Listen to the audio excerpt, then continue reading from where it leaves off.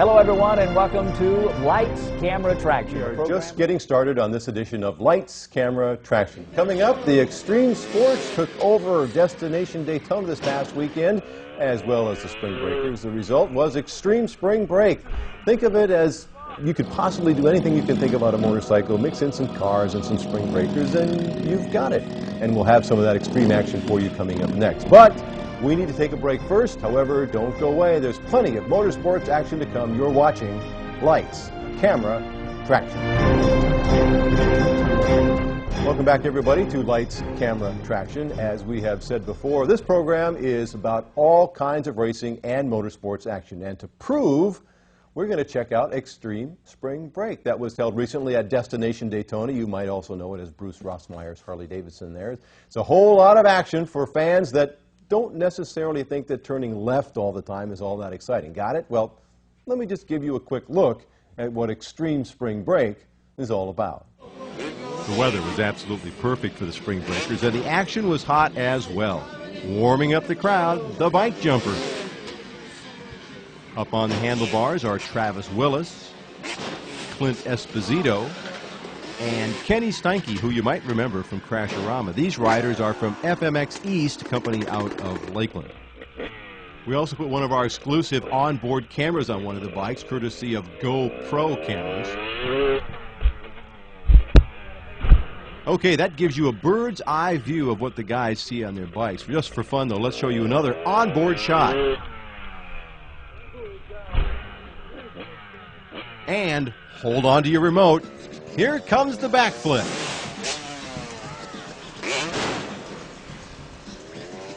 Okay, from two wheels to the four-wheeled variety, they also had a drifting exhibition. In the white car, it's Jeremy Lowe, and in the yellow car, it's Jason Giovanni.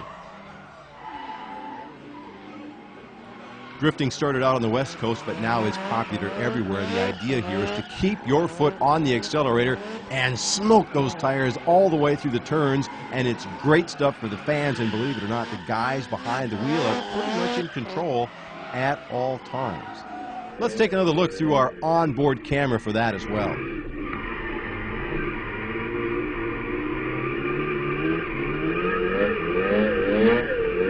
And then there are the freestyle stunt bikers. These guys taking part in competitions that are called StuntWars. Perhaps you've seen them here in Central Florida. Here at Destination Daytona, they were putting on an exhibition, and this is incredible stuff.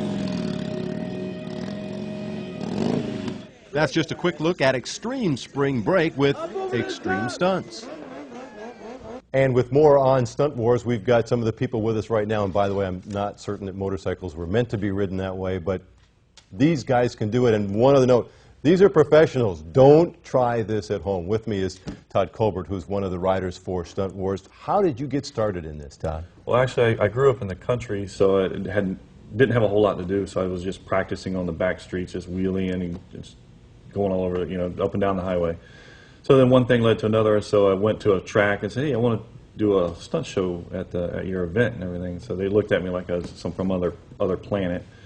And we just started doing a show, and then one thing led to another. Went to Daytona Speedway, went to a lot of IRLs and the NASCAR, Busch Series, and just one thing led to another. And then we got to doing some shows with two partners I have, Chris Nichols and Adam Chimita, and we formed an event called StuntWars. Chris Nichols is also one of the drivers, also vice president of the company, and does stunts as well, right, Chris? Yes, I do. And just got started just doing this for fun? Yeah, it started out actually for me 10 years ago.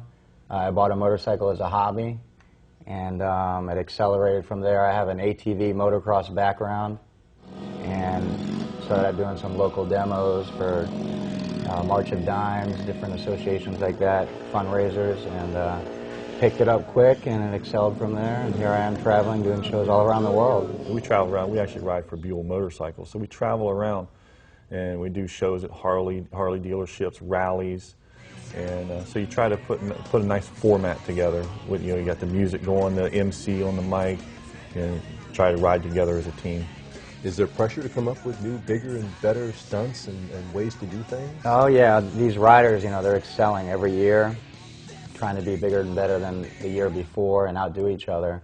there's always new things coming up. It started as a normal sit-down flat wheelie, and now these guys are, you know, we're doing circles and no hands and all this kind of stuff.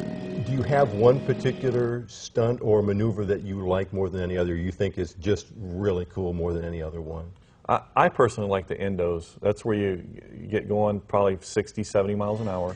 Then you grab the front brake and it puts the bike up on the front wheel and you're just rolling along up on the front wheel. You said 60 or 70 miles an hour? That's actually kind of slow. But, so some guys come in at about 100, 120. Some guys come in 50 to 70. Everybody has their own style. Is there part of you in the back of your mind, you're a risk taker? I mean, is that why you do this? I mean, like I said, motorcycles have been a big part of my life. I've loved them since a child. I've been involved with them since I've been, you know, 12 years old, 35 now. I really don't do it for the rush. It's just, it's a part of me, you know. Two wheels, love it. And where does the reaction from the crowd come in for you? That's rewarding as well. You execute a stunt, the crowd cheers, you're like, nice, they enjoy what I do. Drives you to do more, bigger stunts, bigger crowds. Watching this on TV or on a DVD, there's nothing like seeing anything in person. It's like football. You watch it, and yeah, you're up close and everything, but when you're there, you're in person, and you get to feel the crowd, and you can walk over and meet the riders, and the smoke and everything that comes around. I mean, there's nothing like seeing something live. We take this thing around the world, actually. We got shows in Aruba, Ecuador, Puerto Rico, everywhere, so that the show bounces around everywhere.